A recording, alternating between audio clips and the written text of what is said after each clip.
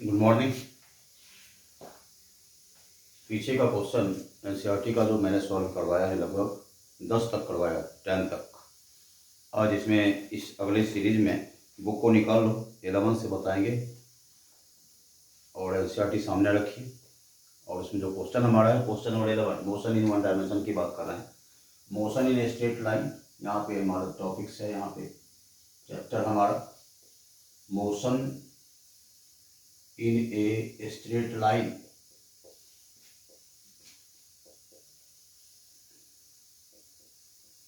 Motion in a straight line की बात आ रही, इसमें क्वेश्चन नंबर 3.11 की बात करो। क्वेश्चन नंबर 3.11 इसको देख लो सही, आराम से देखना इस क्वेश्चन को। क्वेश्चन हमारा क्या कर रहा है देख लो इधर।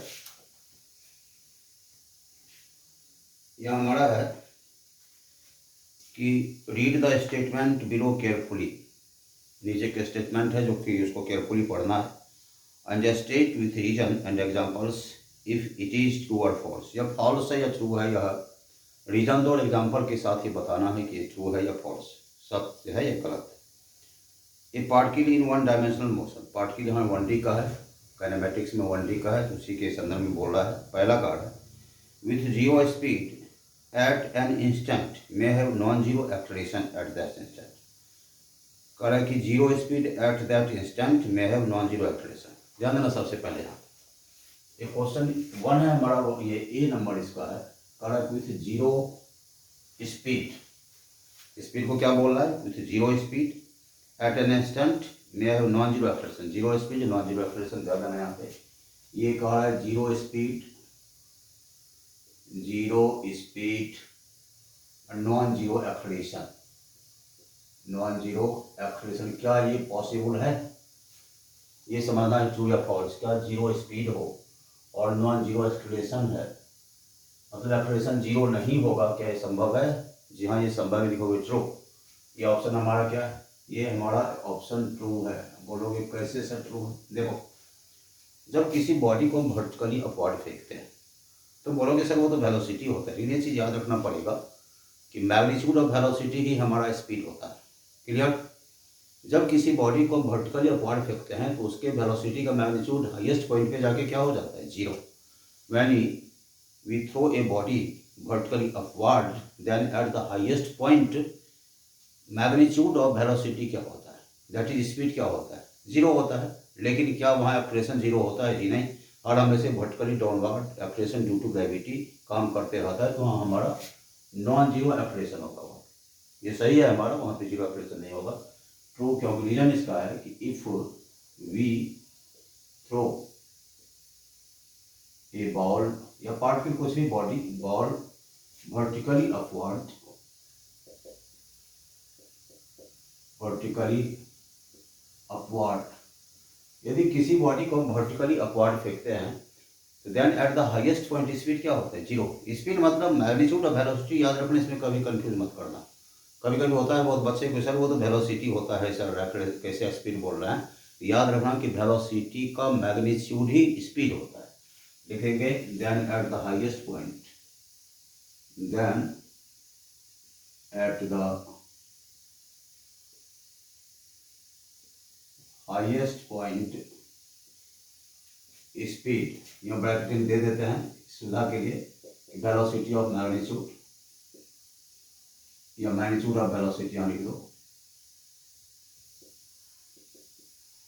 Magnitude of velocity is zero. अब ध्यान देना, यहाँ क्या देखा तुमने, हमने कहा जब किसी बॉडी को वर्टिकली अपवर्ड फेंकते हैं तो उसका वेलोसिटी का मैग्नीट्यूड जो होता है या इसका स्पीड जो होता है जीरो होता है, बट एक्सलेशन जीरो नहीं होता, क्योंकि एक्सलेशन वहाँ, but acceleration is equal to acceleration due to gravity. और नॉन जीरो एक्सलेशन ही होता है, जीरो नहीं होता। नॉन जीरो से क्या मतलब, एक्सलेशन जीरो नहीं होगा, स्पीड जीरो हो जाएगा लेकिन एक्सलेशन जीरो नहीं होगा।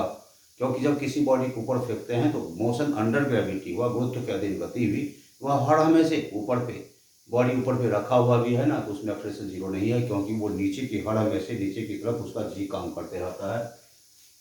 लिखते हैं but acceleration is equal to acceleration is equal to acceleration due to gravity.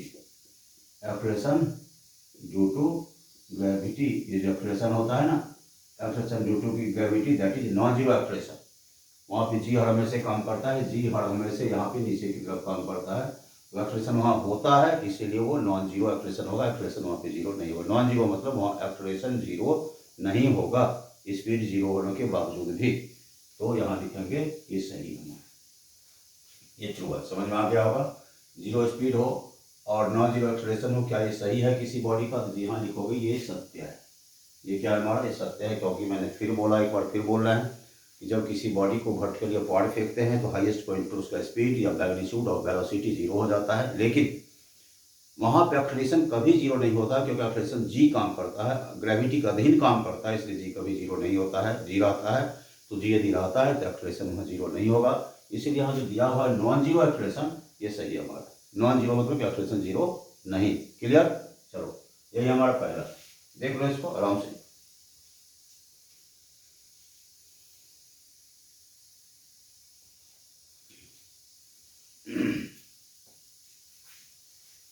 Second की बात करेंगे इसी में। बी नंबर है, बी को देखना है कि बी क्या कह रहा है।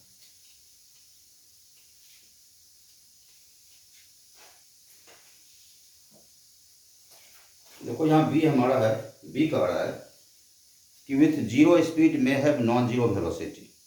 Zero speed may have non zero velocity. With zero speed, speed zero may have non zero velocity. दूसरा नंबर बी है, विथ जीरो स्पीड, ये बोल रहा है विथ जीरो स्पीड और have non zero velocity. May have non zero velocity, may have non zero velocity. अब देखो यहाँ जीरो स्पीड और यहाँ क्या कर है? Non zero.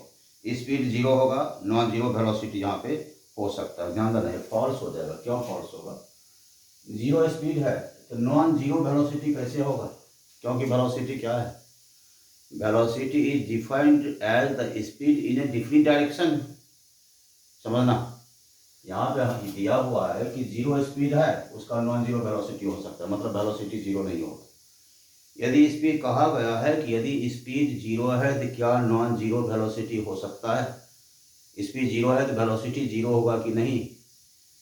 तो स्पीड जीरो है तो स्पीड क्या है? पहले वेलोसिटी क्या है? Velocity is defined as the speed in a given direction. क्योंकि वेलोसिटी मैंने पहले ही बोला कि velocity is the magnitude of speed is the magnitude of velocity, या magnitude of velocity is equal to speed, क्योंकि वेलोसिटी का मैग्नीट्यूड स्पीड के बराबर होता है। यदि स्पीड जीरो हो तो क्या वेलोसिटी नॉन जीरो रहेगा? वो जीरो नहीं होगा, ये फॉल्स हो जाएगा। ये क्या हो जाएगा हमारा? ये हमारा फॉल्स हो जाएगा। इसका आंसर आएगा ये फॉल्स है, ट्रू नहीं है। क्यों? ये सीधा लिखेंगे as velocity of a particle, velocity of a particle is defined as the speed in a different direction, या in a given direction, कुछ भी लिख सकते हो, in a given direction। अब यहाँ पे एक चीज समझना, हमने क्या कहा यहाँ पे? इसकी वेलोसिटी बॉडी का स्पीड है, velocity defined as speed of a body in a given direction. अगर किसी दिए हुए डायरेक्शन में किसी बॉडी का स्पीड जो है, वेलोसिटी जो उसके स्पीड के रूप में डिफाइन किया जाता है। क्योंकि मैंने पहले भी बोला है, अभी जस्ट बोला है कि speed is equal to magnitude of velocity. यहाँ पे ब्रैकेट दे दो, यहाँ पे स्पीड क्या है? Speed equal to magnitude of velocity. Magnitude of velocity कैसा ऐसा लगता है कि यदि हमारा स्पीड जीरो हो तो वेलोसिटी हमारा नॉन जीरो रह जाएगा, ये कभी नहीं होगा। इसलिए नहीं होगा कि क्या लिखा है कि velocity of a particle defined as the speed in a given direction. और स्पीड का सबसे बड़ी बात है कि मैग्नीट्यूड ऑफ वेलोसिटी ही स्पीड होता है। यदि ये जीरो है तो ये तो अपने आप जीरो हो गया ना। समझना इस चीज को, फिर समझना। यदि स्पीड जीरो है तो वेलोसिटी का मैग्नीट्यूड क्या होगा? जीरो होगा। एक ऐसे भी याद रखना, हम बोलते हैं कि किसी बॉडी को 20 मीटर पर सेकंड से ऊपर फेंकते हैं, समझना है, 20 मीटर पर सेकंड स्केलर है वहाँ पे, उसमें डायरेक्शन का कोई कहा नहीं गया है। नेचुरली हम लोग बोलते हैं ऊपर फेंक रहे हैं, तो हम लोग उसको डॉक्टर एक डिफरेंट डायरेक्शन बोले, तो वो भी तो स्पीड ही है ना, क्योंकि speed is equal to magnitude of velocity. जब हमारा स्पीड जीरो है तो ये क्या हो जाएगा, ऑटोमेटिकली जीरो हो जाएगा ना। यहाँ जो दिया गया है कि विथ जीरो स्पीड के साथ में have non zero velocity, zero speed के साथ वेलोसिटी नॉन जीरो हो सकता है। क्या ये पॉसिबल है कि हमारा यहाँ जीरो स्पीड के साथ नॉन जीरो वेलोसिटी पॉसिबल नहीं है, क्योंकि मैग्नीट्यूड स्पीड जो होता है वेलोसिटी के मैग्नीट्यूड के इक्वल होता है। If speed zero then magnitude of velocity is zero. कभी भी ऐसा नहीं हो सकता है कि यदि जीरो स्पीड है तो उसका नॉन जीरो वेलोसिटी होगा, ये पॉसिबल नहीं है। ये हमारा क्या होगा, ये फॉल्स होगा। क्लियर है? चलो तीसरा नंबर देखना है इसी में।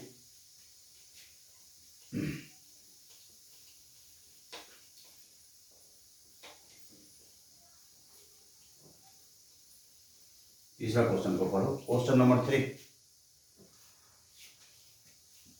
सी देखो, सी को कहा कि ट्रू है या फॉल्स है। पहले सी को बुक में पढ़ो, क्वेश्चन को पढ़ो, बुक में क्या क्वेश्चन दिया हुआ है। ये हमारा कह रहा है with constant speed must have zero acceleration. Constant speed must have zero, speed constant हो तो ये आपका एक्सेलरेशन जीरो होगा। ठीक है,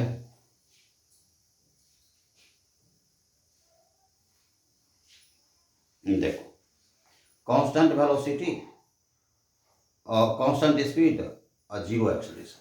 कांस्टेंट स्पीड यहाँ पे कह रहा है, ये कांस्टेंट यदि स्पीड हो, कांस्टेंट स्पीड हो तो ये कह रहा है कि जीरो एक्सेलरेशन की बात कर रहा है, जीरो एक्सेलरेशन की बात कर रहा है। क्या ये सही है या गलत है? ध्यान रखना, if speed be constant then velocity constant. बोलो सर ये क्या बोल रहे हैं कि स्पीड कांस्टेंट वेलोसिटी कांस्टेंट, ऐसा कैसे होगा? फिर एक बार याद दिला रहे हैं कि speed equal to magnitude of velocity. Speed हमारा वेलोसिटी के मैग्नीट्यूड का इक्वल होता है। अब यदि यहाँ हमारा स्पीड कांस्टेंट है तो उसका वेलोसिटी क्या होगा, वो भी कांस्टेंट हो जाएगा। जब वेलोसिटी कांस्टेंट होगा तो एक्सेलरेशन क्या हो जाएगा, उसका एक्सेलरेशन जीरो हो जाएगा। कारण क्या, कांस्टेंट स्पीड के साथ जीरो एक्सेलरेशन पॉसिबल है। ये कह रहा है कि ट्रू या फॉल्स, ये पूछ रहा है तुमको। मान लो यहाँ पे कांस्टेंट स्पीड है तो वेलोसिटी पर क्या असर पड़ेगा, और ये जान रहे हो कि velocity is the magnitude of, ये speed is the magnitude of velocity. इसका मतलब जब हमारा स्पीड कांस्टेंट है तो ऑटोमेटिकली उस बॉडी का मैग्नीट्यूड वेलोसिटी का जो होगा वो भी कांस्टेंट हो जाएगा। जब वेलोसिटी का मैग्नीट्यूड कांस्टेंट होगा तो तुम्हारा एक्सेलरेशन क्या होगा, जीरो, क्योंकि तुम जान रहे हो कि the rate of change of velocity is called acceleration. A बराबर तुम्हारा क्या होता है, ए बराबर हमारा होता है v माइनस यू बटा टी। हमने अभी क्या बोला, स्पीड कांस्टेंट है, यहाँ लिखेंगे as speed constant, as speed is constant. Speed यहाँ पे कांस्टेंट है, स्पीड इज कांस्टेंट। चूंकि स्पीड कांस्टेंट है देयरफॉर यहाँ पे क्या होगा, magnitude of velocity will also be constant. Then magnitude of velocity, then magnitude of velocity will also be constant। also अब एक चीज बताओ, यहाँ पे जब वेलोसिटी का मैग्नीट्यूड कांस्टेंट हो गया एंड हेंस, और इसलिए एक्सेलरेशन क्या होगा, जीरो हो जाएगा। ये तो सही है, ये ट्रू है हमारा, ये हमारा ट्रू है। याद रखना ये जो हमारा दिया हुआ स्टेटमेंट, फिर समझना।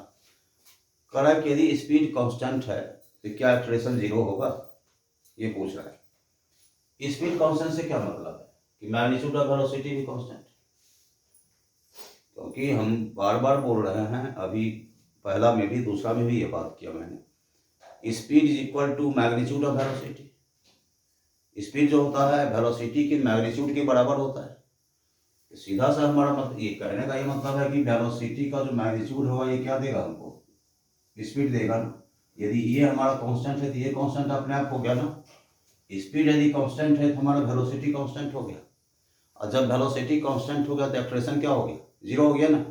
क्योंकि हमारा देखो एक कांस्टेंट है, कांस्टेंट मतलब एक ही वेग है, दोनों का एक ही वेलोसिटी है, v और u आपस में बराबर है, एक्सलेशन का मान क्या हो जाएगा, जीरो हो जाएगा। तो ये जो हमारा है कांस्टेंट स्पीड का जीरो एक्सलेशन होगा, ये सही है। क्या लिखोगे ऑप्शन में, ट्रू लिख देंगे। फिर देखो स्पीड क्या है, कांस्टेंट है, तो मैग्नीट्यूड ऑफ वेलोसिटी क्या होगा, आल्सो भी कांस्टेंट, क्योंकि तुम जानते हो कि स्पीड क्या होता है, मैग्नीट्यूड ऑफ वेलोसिटी होता है। ये कांस्टेंट है, ये क्या है ना, यदि ये कांस्टेंट है, ये क्या है, कांस्टेंट।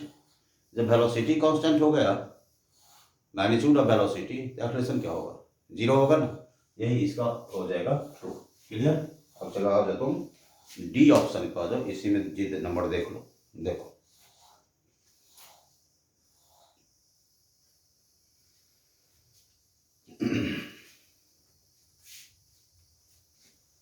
डी में और डी देख लो क्या है, सही है गलत है, डी को भी देखना है।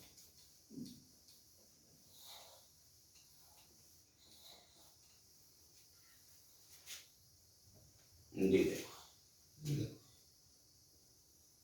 डी क्या कर रहा है, पहले बुक को देख लो, हमारे बुक में क्या है, D number, with positive value of acceleration must be speeding up, positive value of acceleration must be speeding up, positive value of acceleration. देखो ये आप यहाँ पे है कि with positive value of, with positive value of acceleration must be speeding up, वो speed बढ़ेगा, must be speeding up, इसको समझाना पड़ेगा, मस्ट बी स्पीडिंग अप।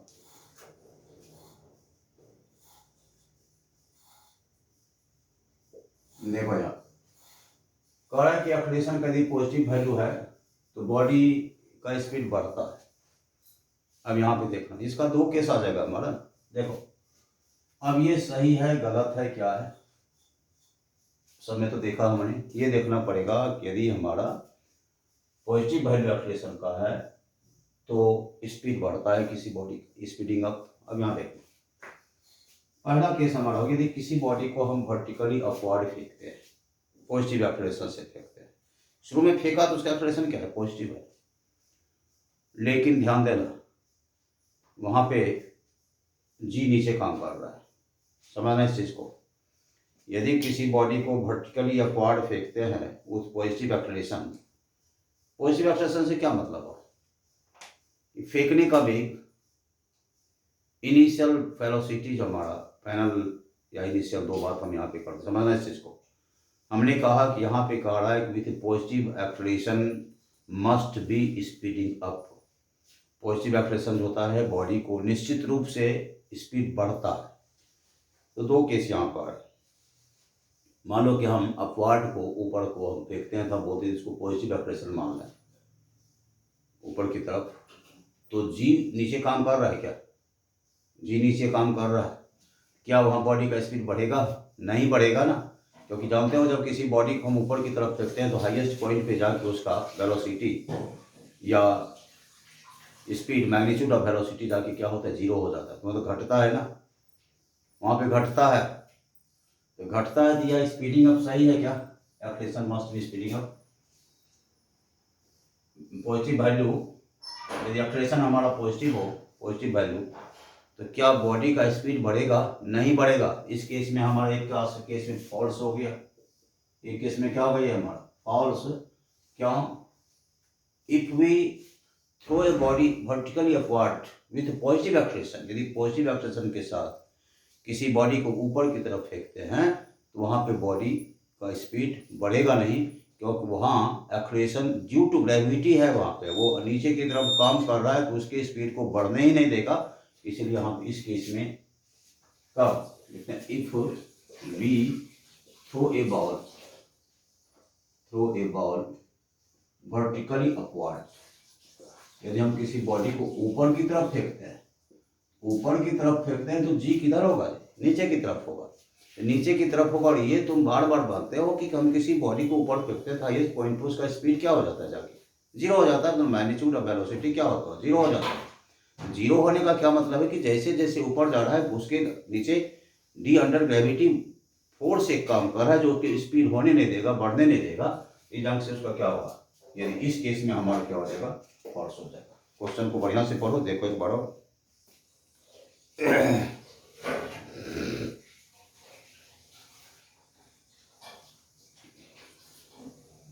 देखो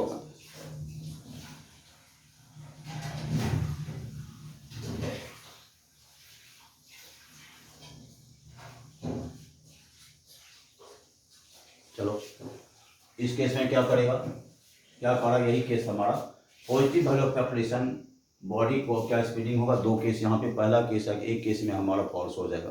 किसी बॉडी को यदि हम ऊपर की ओर फेंकते हैं पॉजिटिव एक्सेलरेशन के साथ, तो अंडर ग्रेविटी जो है उसको बढ़ने नहीं देगा, उसकी स्पीड को नहीं बढ़ने देगा। लेकिन ट्रू हमारा होगा किसकी, एक in case of freely falling body, यदि कोई बॉडी फ्रीली फॉल है ऊपर से, तो इनिशियल वेलोसिटी क्या था उसका, जीरो था। इनिशियल वेलोसिटी क्या था, जीरो, लेकिन जैसे जैसे नीचे आ रहा है उसका स्पीड बढ़ता जा रहा है। In case of freely falling body, freely falling body के केस में ये हमारा स्पीडिंग अप होगा। इन केस ऑफ फ्रीली, दो इसका केस आ गया, freely falling body, freely falling body, इस केस में बॉडी का स्पीड अप होगा, ये सही होगा। लेकिन इस केस में फॉल्स हो जाए, यदि इसको ऊपर की तरफ फेंक रहे हैं ना, इस केस में इसका क्या होगा, स्पीडिंग अप नहीं होगा, वो डिक्रीज कर जाएगा। क्योंकि जानते हो कि हाईएस्ट पॉइंट पे जाके भी जीरो होता है, मैग्नीट्यूड ऑफ वेलोसिटी जीरो हो जाता है, दैट इज स्पीड जीरो हो जाता है। लेकिन फ्रीली फॉलिंग बॉडी जब नीचे फ्रीली फॉल है, इनिशियल में क्या है, जीरो, लेकिन जैसे जैसे नीचे जा रहा है एक्रेट होता जा रहा है और जी के अधीन जा रहा है, इसलिए उसका क्या होगा, स्पीड बढ़ेगा।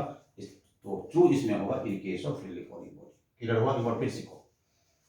कर with positive acceleration must be speeding up, with positive value of acceleration must be speeding up. कर पॉजिटिव वैल्यू ऑफ एक्सेलरेशन निश्चित रूप से स्पीड को बढ़ाता है। सोचने वाली बात है। दो केस यहाँ पे आ रहा है, किसी बॉडी को हम पॉजिटिव एक्सेलरेशन से फेंक दिया ऊपर की तरफ, ऊपर फेंका, ऐसे भी कार्टेशियन कोऑर्डिनेट सिस्टम जाते हैं हम लोग, ऐसे ऊपर फेंक रहे हैं, एक नीचे हमारा आ रहा है। यदि पॉजिटिव एक्सेलरेशन से शुरू में हमने फेंका, कस के फेंका उसको, जिसमें फेंका उसको, तो उसमें एक्सेलरेशन क्या था उसका, क्रिएट किया मतलब पॉजिटिव एक्सेलरेशन। और जैसे इसे ऊपर जाएगा तो क्या होगा, इसका स्पीड बढ़ेगा क्या, नहीं घटेगा। इसलिए वह अंडर ग्रेविटी के अपोजिट जा रहा है, इस केस में वृद्धि नहीं होगी, इसलिए इसको क्या करेंगे, फॉल्स बोलते। लेकिन freely falling body, positive acceleration के साथ freely falling body, freely falling body में बॉडी हमने गिरा दिया, फ्रीली फॉल कर दिया, तो जब ऊपर से गिरा था तो क्या था उसका वेलोसिटी, जीरो था, स्पीड क्या था वहाँ, जीरो था। लेकिन जैसे जैसे नीचे आएगा उसका भी बढ़ता चला जाएगा। यहाँ इस केस में स्पीडिंग होगा, इसको हम लोग ट्रू मानेंगे, ऊपर वाले केस में इसको हम लोग क्या मानेंगे, फॉल्स मानेंगे। दो केसेस का। क्लियर है, यही हमारा था, ये 11 नंबर या 10, हाँ 11 नंबर क्वेश्चन है। अब हम लोग सीधा जा रहे हैं 12 नंबर की तरफ। क्वेश्चन 12 देखो, 12 हमारा क्या है, इसको देखना पड़ेगा।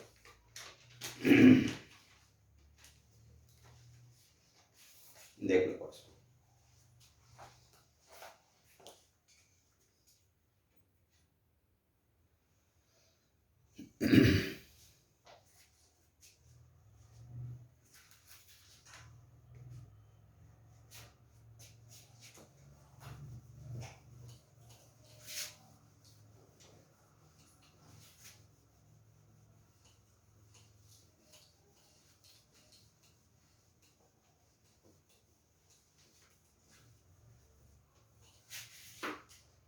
3.12 question number 3.12।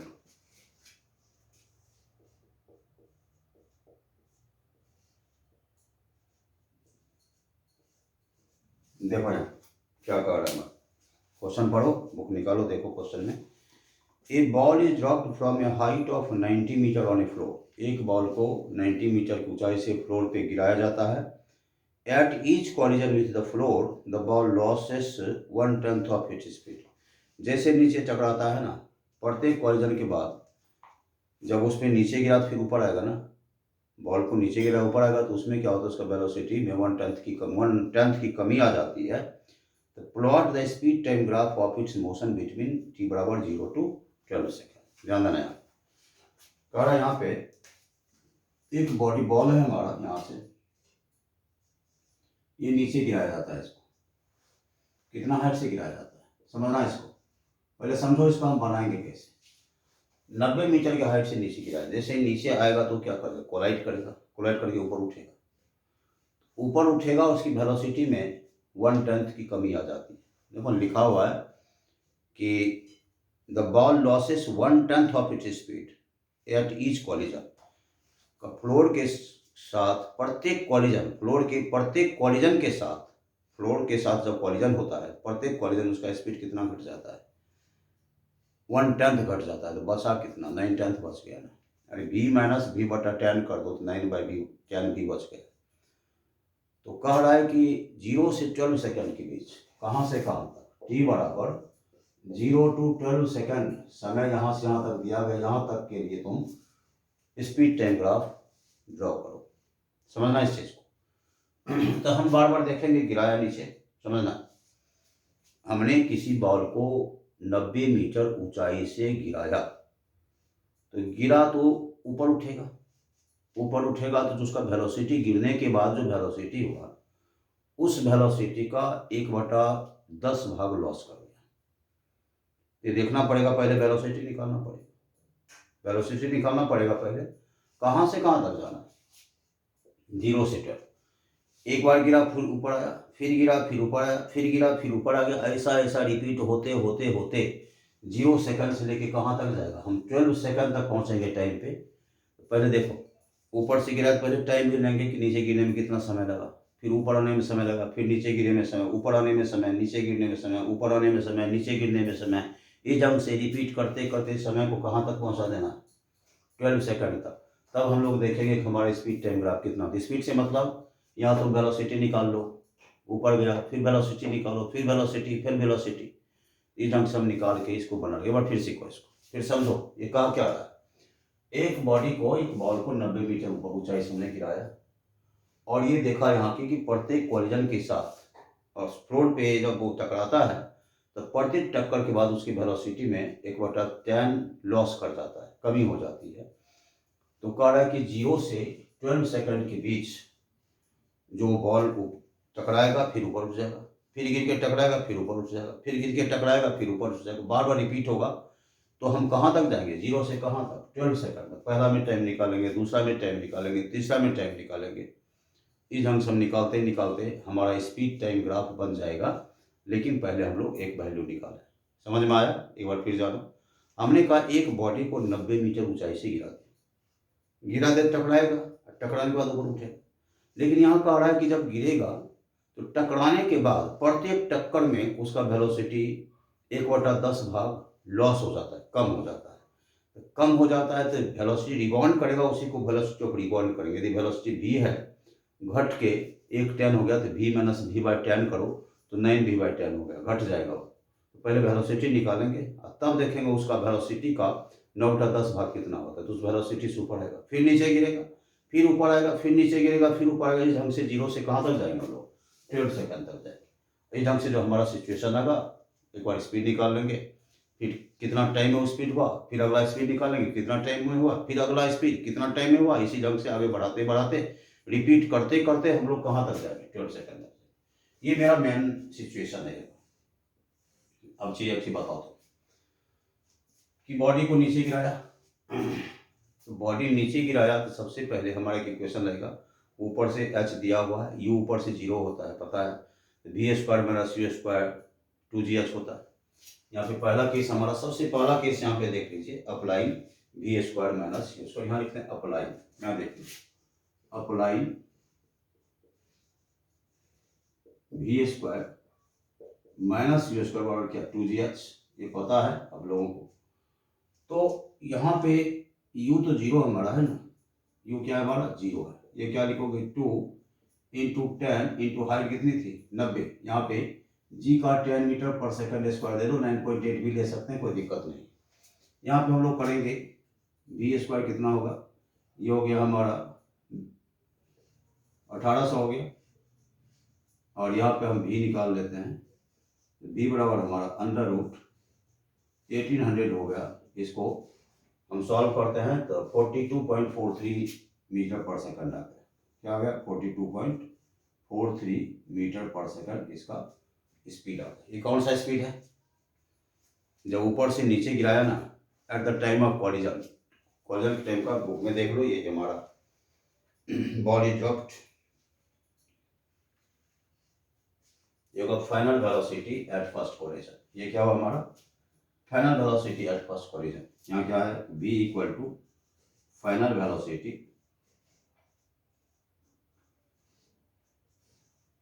Eight first collision.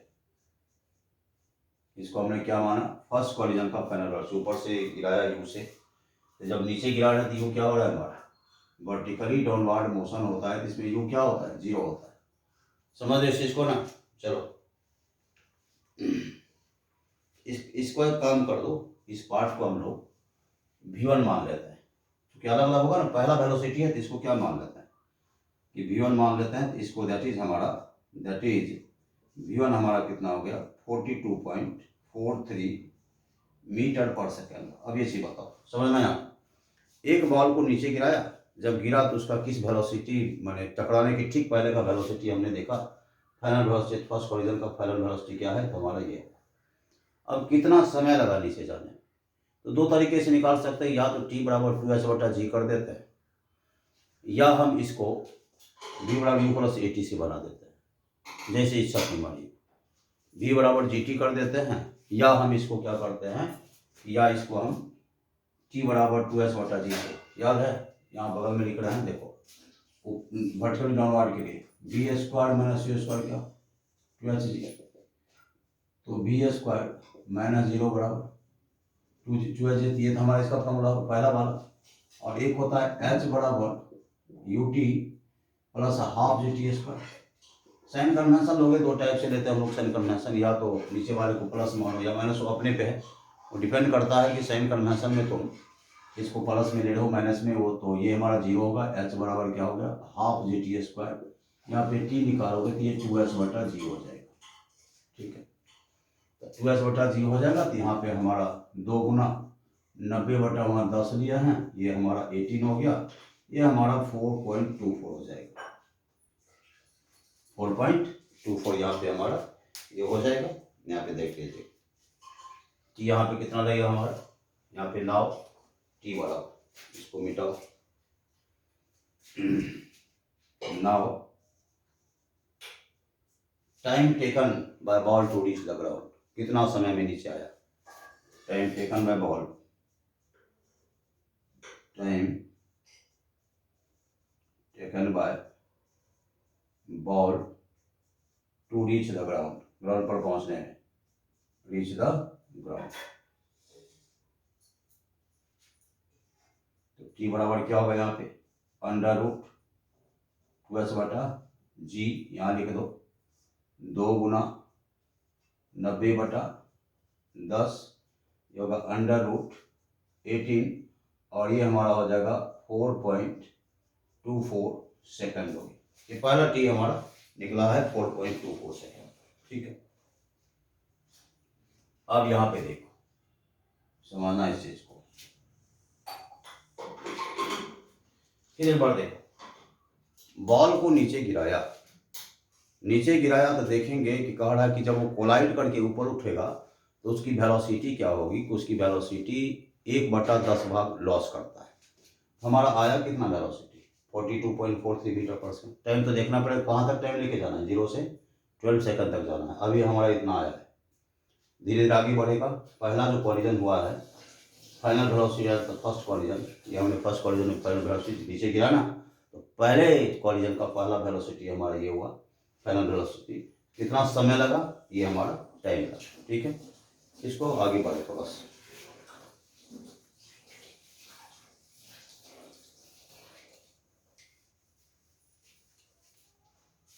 अब यहाँ पे कहा कि बॉल लॉस इट्स 1/10 वेलोसिटी, देखते हैं कि एज इसको ऊपर रखते हैं, तो as ball loses 1/10 velocity after collision, after each collision दे रहे, after each collision। अब ये बताओ, अब यहाँ पे तो दैट इज क्या हो गया, दैट इज हमारा यदि मान लो कि पहला वेलोसिटी v है तो रिबाउंड वेलोसिटी कितना होगा, that is rebound velocity. Rebound velocity टकराने के बाद की वेलोसिटी होती है रिबाउंड वेलोसिटी। रिबाउंड वेलोसिटी हम यहाँ पे वी आर लिखते हैं, पहला v है, यदि इतना लॉस हो जाता है तो बच क्या रहा है 9/10 भी बच रहा है। बात समझ रहे हो, बॉडी यदि v वेलोसिटी से नीचे गया हुआ है, ऊपर जैसे आएगा तो उसका 1/10 भाग लॉस हो जाएगा। पहले v था, v/10 भाग 1/10 क्या, v का 1/10, v/10 भाग लॉस होगा तो कितना बच गया 9/10। इसका मतलब हमारा v2 कितना हो गया, v2 की तरफ पहला कितना हमारा 42.43, तो 10 therefore v2 कितना हो जाएगा, v2 हो जाएगा हमारा 9/10 v1, तो 9/10 इंटू v1 कितना तुम्हारा है 42.43, 42.43। इसको मल्टीप्लाई करके देखो ये क्या हो रहा है,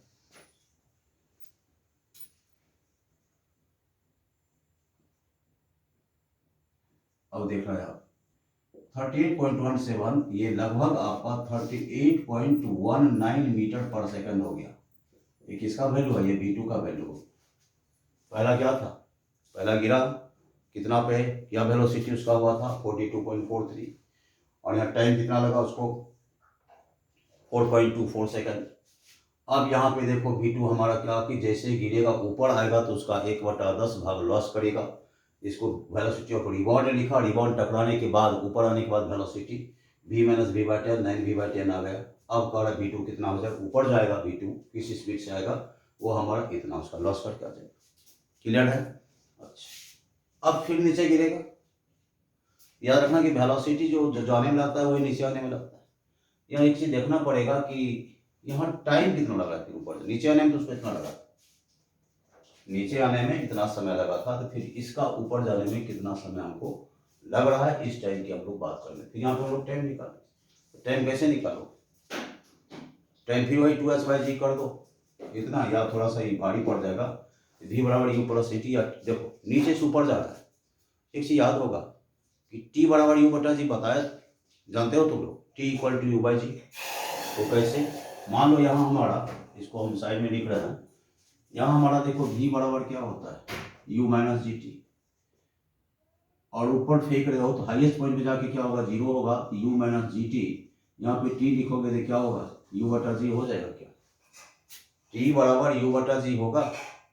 समझना है यहाँ पे, इस पार्ट को समझो सबसे पहले, क्योंकि बाबा नीचे गिरा है तो कहाँ जा रहा है, ऊपर की तरफ जा रहा है, ऊपर की तरफ जा रहा है तो एक हाईएस्ट पॉइंट पे जाएगा फिर नीचे आएगा, ऊपर जाने में कितना समय लगेगा, उस टाइम को निकालो। तो t बराबर u/g, फिर एक बार सीखो फॉर्मूला ये होता है, ऊपर बॉडी जा रही है तो v बराबर u - gt, जब v का हाईएस्ट पॉइंट पे v क्या होगा, हाईएस्ट पॉइंट पे v हमारा 0 होगा, u - gt तो t क्या निकला u/g, तो t2 हो गया हमारा, यदि t1 है तो वो हमारा t2 हो गया।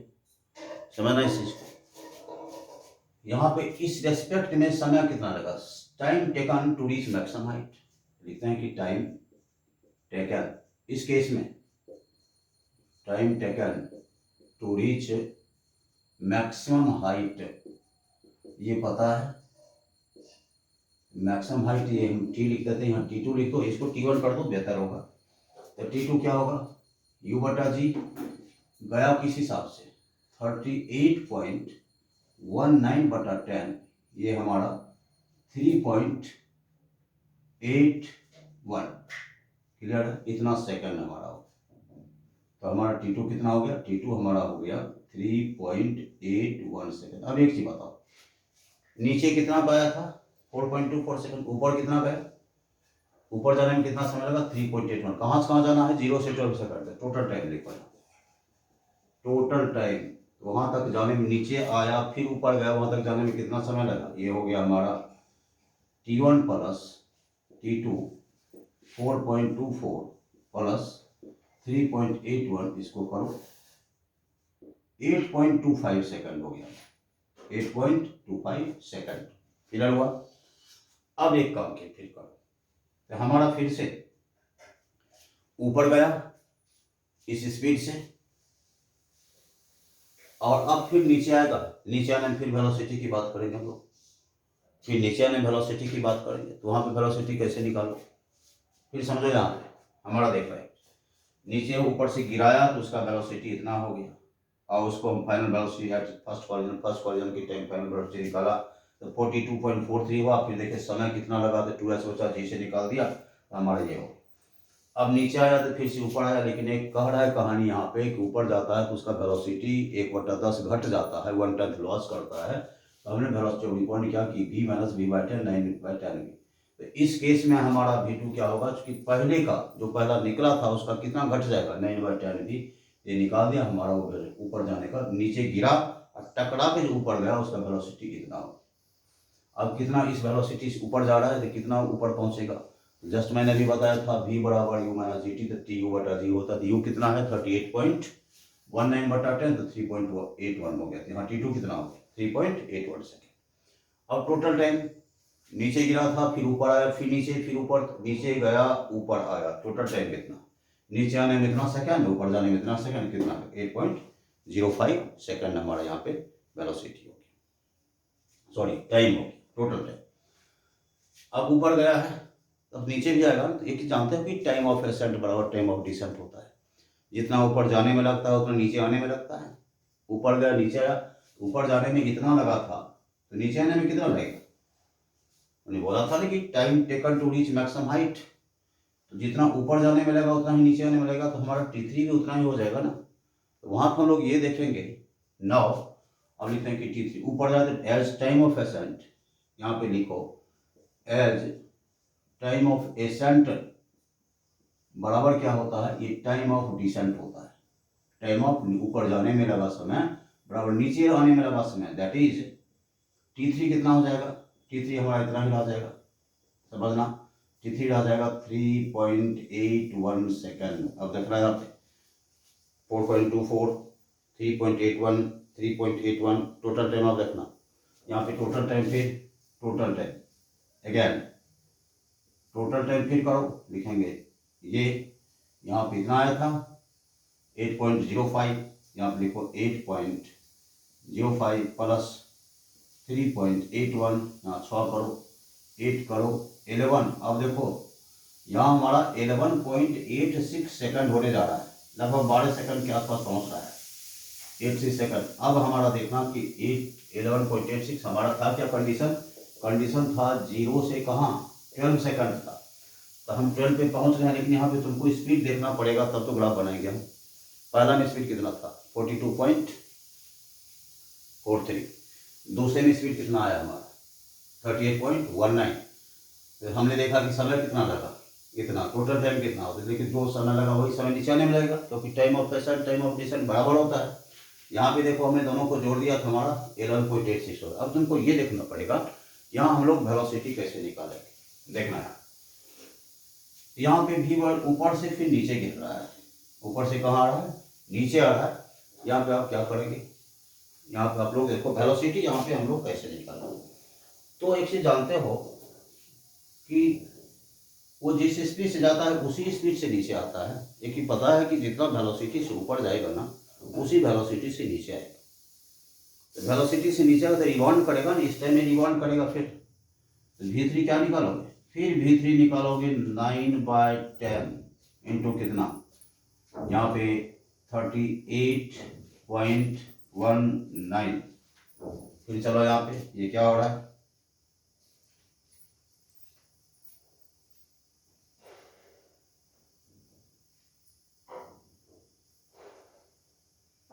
देखो यहाँ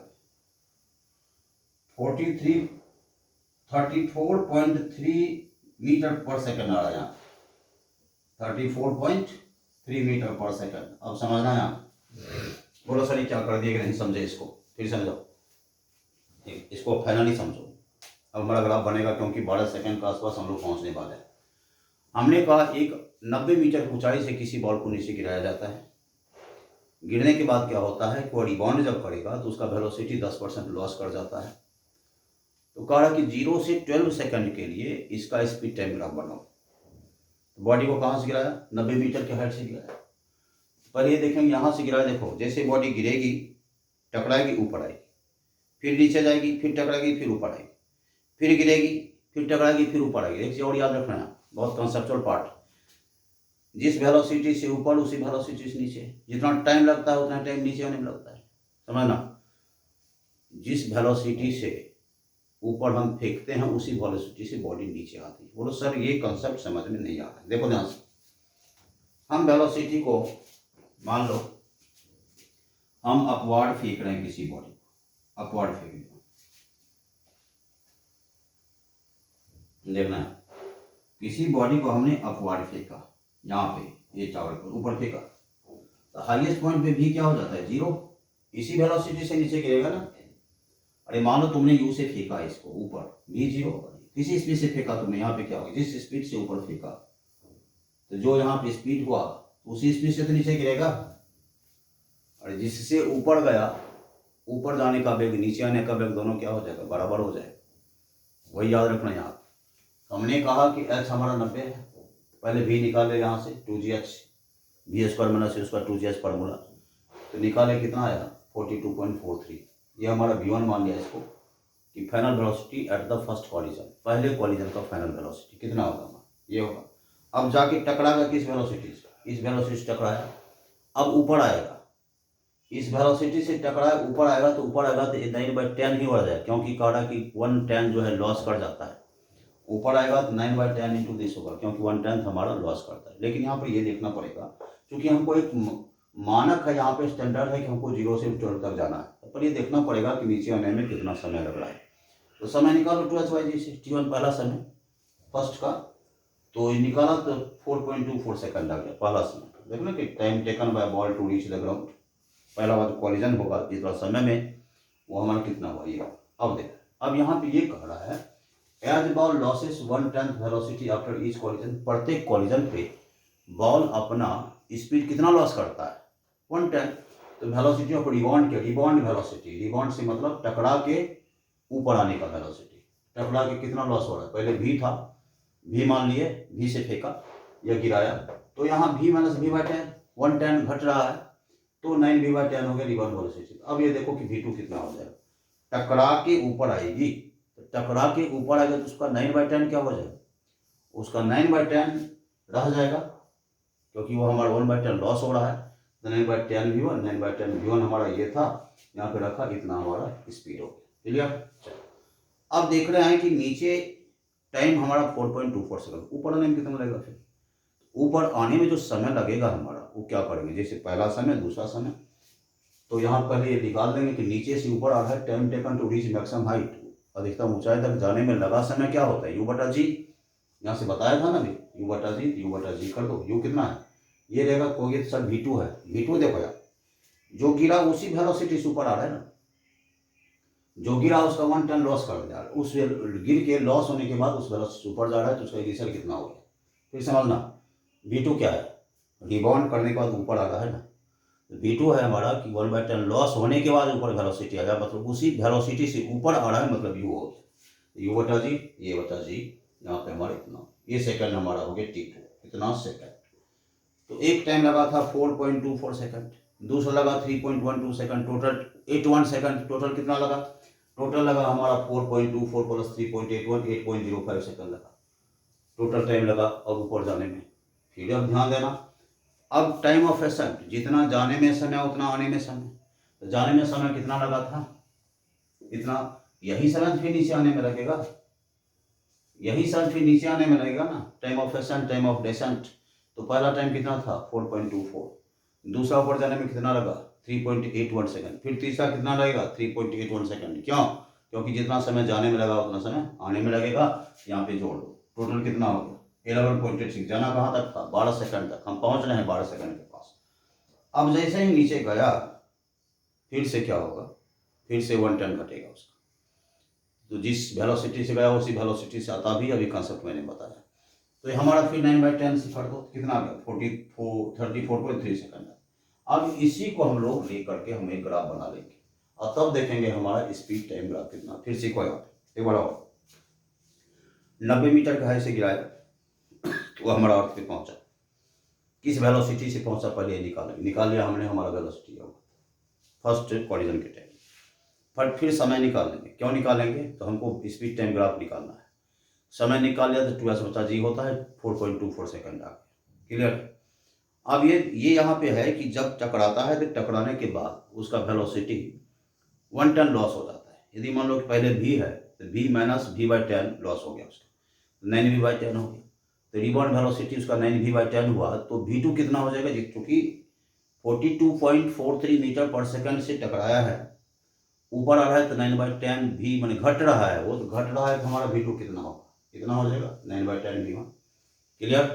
अच्छा, अब टाइम कितना लगा, अब देखो रिबाउंड किया और फिर 38.81 से ऊपर जा रहा है तो ऊपर तो यू है वो, तो टाइम कितना लगेगा मैक्सिमम हाइट तक जाने में, यू बटा जी, तो 38.81 बटा 10 कर दो, जो भी यहाँ पे है 3.81 सेकंड। अब देखो वो नीचे आया था 4.24 सेकंड से ऊपर गया 3.81 सेकंड से, तो नीचे भी तो फिर उसी से आएगा, क्योंकि time of ascent time of descent दोनों बराबर होता है। ये याद रखना है कि जितना समय जाने उतना समय आने। अब टोटल टाइम कितना लग गया 4.24, अब प्लस ये 8.05 हो गया। अब देखो हमारा कि पहला और दूसरा टाइम, लेकिन हमने फिर बोला कि ऊपर 3.81 लगा था तो नीचे भी 3.81, तो तीनों टाइम कितना हो जाएगा 4.24, 3.81, 3.81, 11.86 यहाँ पे आ जाएगा। अब उसी वेलोसिटी से नीचे आया है, क्योंकि हमने बोला है कि जिस वेलोसिटी जाता है उसी वेलोसिटी से नीचे ऊपर आता है, तो फिर नीचे से जो उठेगा ऊपर की तरफ उसमें 9/10 फिर से हमारा 1/10 फिर लॉस होगा। ये v3 हमारा फिर देखो कितना होगा कि ये हमारा इस ढंग से हमारा इतना आ गया है। इस डाटा को पहले हम लोग जान लें, पहला कितना आया था 42.43, दूसरा कितना आया 38.19, तीसरा कितना आया 34.3। अब वो पहला सेकंड कितना था 4.24, दूसरा कितना था 3.81, तीसरा तीसरा देखो दूसरा कितना था, दूसरा हमारा ये है टोटल टाइम, दूसरा कितना है 8.05, फिर तीसरा कितना है 11.86, जीरो से कहाँ तक जाना था 12 तक। अब इसका ग्राफ बनाते हैं, इसको हमको मिटाना पड़ेगा, इस पार्ट को देख लो पहले, मिटाना पड़ेगा।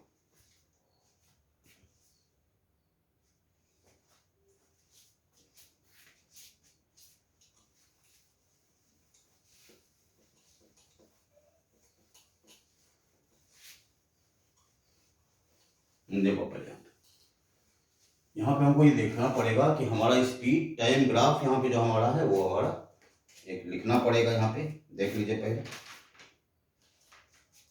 अब स्पीड टाइम ग्राफ को हम लोग प्लॉट करते हैं। अब यहाँ हम लोग we plot speed time graph, speed time graph को प्लॉट कर रहे हैं। देखो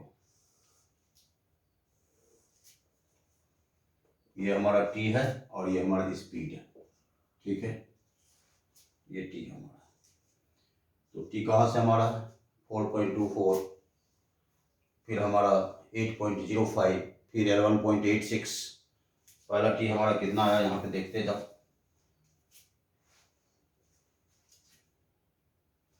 टी कितना आया था पहला हमारा T1 4.24, टोटल टाइम 8.05, T3 11.86, लगभग 12 यहाँ तक जाना। स्पीड क्या है V1 हमारा 42.43, V2 कितना है 38.19, V3 कितना है 34.3।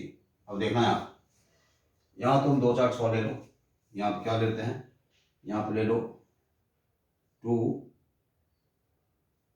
4, 6, 8, 10, 12 ले लो। क्लियर? यहाँ पे हमारा कहाँ से है 42, 34 जो भी है, तो 32, 34, 36, 38 ऐसा कर देते हैं।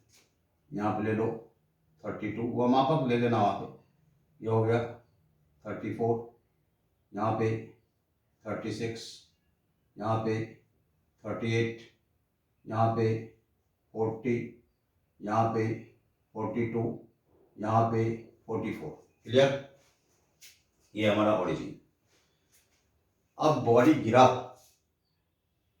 तो टी समय में उसका वेलोसिटी क्या होगा 0, तो 0 से देखो v बराबर क्या होता है जी टी, नीचे क्या आया हो ना, तो v बराबर क्या होगा हमारा जी टी, यदि t 0 हो तो v क्या होगा, यहाँ पे t 0 होगा तो v भी 0, t 0 तो माने v डायरेक्टली प्रोपोर्शनल किसका, समय का डायरेक्टली प्रोपोर्शनल है।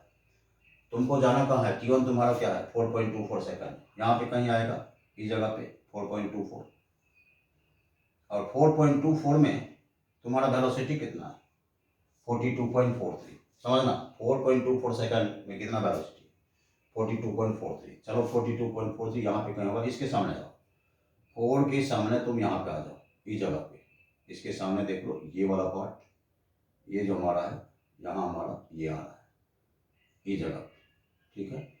तो सीधा यहाँ से मिला, तुम बोलोगे कि सर ऑरिजिन से क्यों मिला रहा है, बोलोगे कि सब ऑरिजिन से क्यों मिला रहा है, क्योंकि v बराबर जी टी न जी, तो t बराबर 0 पे v कितना हमारा 0 है, t बराबर 0 तो v कितना 0, क्योंकि ऐसे जा रहा है ना d बराबर 0। 4.24 हमारा 24 यहाँ पे है, कितना वेलोसिटी है 42.4। अब चलो, अब हमारा 8.05 आ रहा है, 8.05 यहाँ कहीं आएगा इस जगह पे, एज के बाद यहाँ क्या है 38.89, ध्यान देना 38.89 यहाँ पे कहीं आएगा इस जगह पे, 38.89 देखना। अब कहाँ के लिए, यहाँ पे देख लो ये नीचे की तरफ 38.89 हमारा, ये हमारा था इस पार्ट में देखना 4.24 को इसको तुम लगा दो यहाँ पे, ये तुम्हारा देखो ये हमारा 4.24 हमारा इस जगह हमारा आ रहा है, इसमें 8.05 टाइम है, स्पीड कितना है 38.89 यहाँ पर है, 38.89 यहाँ पर है, स्पीड इतना है, इसको यहाँ पे मिलाओ इस जगह पे, इस जगह देखना ये मिला दिया, ठीक है, क्लियर है यहाँ पे।